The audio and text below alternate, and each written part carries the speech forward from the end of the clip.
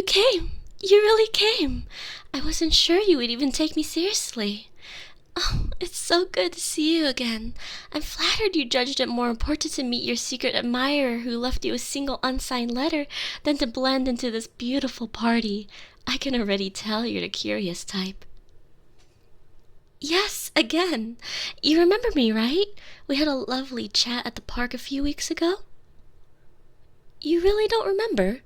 It was about dogs and cats. So, do you still think dogs are superior? You would still be a fool if so.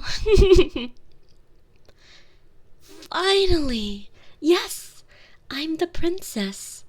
I didn't realize it would take you this long to realize such an obvious fact. It's true that my guards aren't there, but you can still tell by what I'm wearing. There can't be that many women who dress like a Christmas tree in this tiny village. Never mind, there's that awful wretch Penelope who likes to copy me. But don't you dare tell me to my face that you mistook me, if only for a second, for that tomboy. And I do mean tomboy in the worst possible way. She has the hands of a farmer, for crying out loud. Look at my hands. These are the softest hands you'll ever see in your entire life. These are the hands which only true ladies possess. Seriously, it is so nice to be away from all the suffocating noise of the festival, and we still have a decent enough view to see the fireworks from here. Still, I know I'll get an earful from my father when I get back. They'll probably be so worried sick and looking for me in every inch of that party at this very instant. No, don't worry. They won't find us here. They never do. You would think they'd tighten their security if they really cared about keeping me in check. I don't know whether I should feel honored or insulted that they know I can and will escape at any moment and still not care enough to bother hiring a few more guards. Honestly, I don't really care about what they can think. They're always on my back telling me what to do, what to think, and what to say, that when I get to have a genuine interaction with somebody, it's so refreshing, even if it's just about dogs and cats, the weather or flowers or whatever. Have you ever felt like you were only made to feed somebody's status and ego? Well, that's my entire life. Look at my daughter, she's prettier than yours, therefore you owe me taxes, filthy peasants. It's so dehumanizing. I hate it. If you're risking your life by being here, well, let me think about it. Not if they don't know you're talking to me, which I promise you they won't ever uncover it. And what are they going to do anyway? Hang you for speaking to me behind their backs? Well, you know what? They probably would, honestly. And they'd probably cheer on as they walk you onto the gallows. No, don't go! I was joking, sort of. What do you mean? Of course this is worth it. What do we live for if not for a genuine connection with somebody else? If you live your entire life without having somebody who genuinely cares about you, is it really worth living?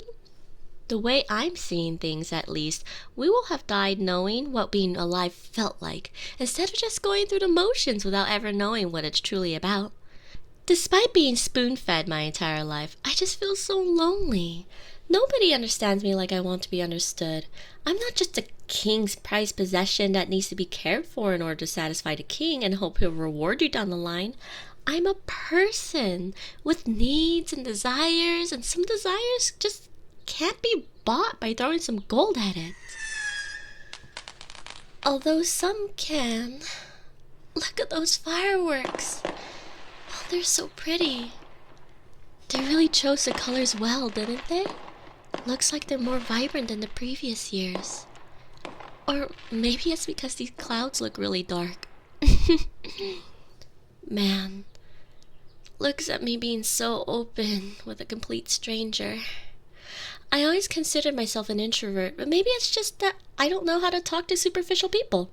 I feel more alive with a random guy I spoke to once before at some random park than I ever did my entire family in my own castle. If I never see them again, it'll be too soon. You feel that way too? But I didn't think peasants had this problem too. Did I really just call you a peasant? I'm sorry. Please don't leave me. We're getting along so well.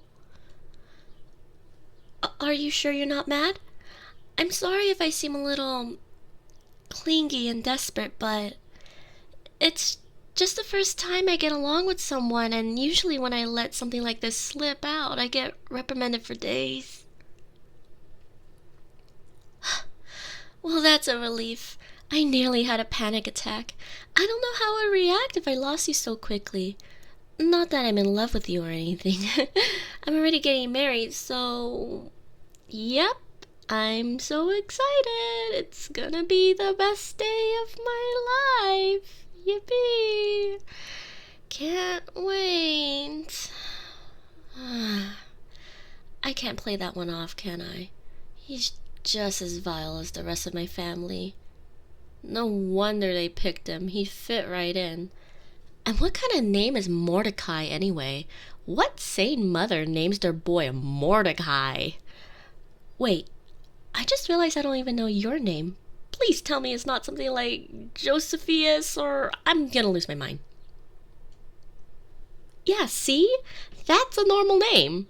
Just the thought of having to spend the rest of my life with him. Ugh. What a chore. I'm sorry. I don't mean to be rambling and complaining. I'm sure it's not very pleasant to you. But I just need somebody to hear me and understand me.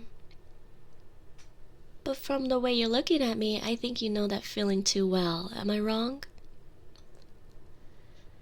I wish I could spend my life enjoying it with someone special instead of just another rich sociopath, as if I don't already have enough of them to deal with. Looks like the wind's picking up, isn't it? I like the way your hair moves in the wind. It's so smooth. Come, let's sit under this tree. It should protect us well enough from the elements. I'm sorry you couldn't book a hotel. It would have been much more comfortable, but when everyone knows your face, it's easier to keep yourself out of the books. But I have to say, the outskirts are starting to grow on me. So much less suffocating than the castle, and it's natural, it's pleasant. It feels like the sky is the limit. Speaking of sky, the stars are looking particularly nice this evening. Makes me wish I could become a star and just be up there, living life carefree of what others think or expect of me. They say that when you die, you become a star, and that's why there's so many. They're looking down on us, making sure everything's okay. What do you think they'd have to say if they could speak? Wait, no, don't talk. I can't take you seriously with that hair. I was just talking about the stars while you were there the whole time looking like that. The wind didn't miss you, that's for sure. Let me help you. Here, put your head on my lap. What? It'll be easier for me. Trust me, okay? Here we go. Don't give me that look. You're trying to make me blush, aren't you? Well, it's working.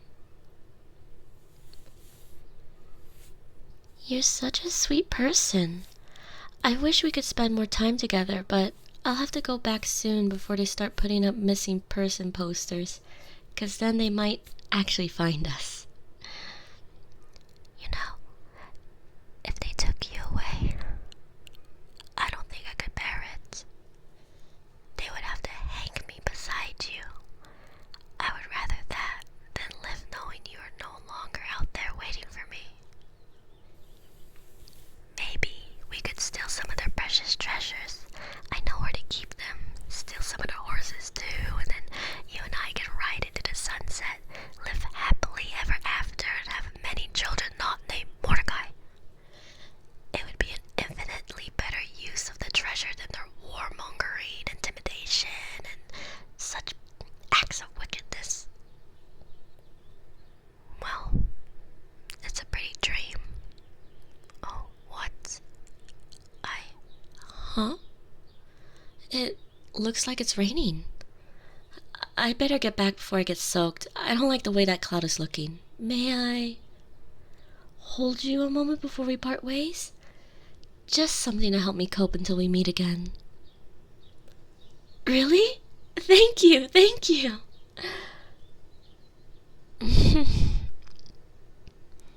Don't let go too soon. I need this. Thank you. Again. I should go now. It's really starting to pour. I'll send you another letter when I can. Please don't forget about me. They might not allow me to go out for a while after today, but I'll find a way, I promise you. Next time, we'll have a real date, organized and everything. And if it's not too much to ask, perhaps you could pick some roses from the flower shop? It's been a long time since anybody has offered me some.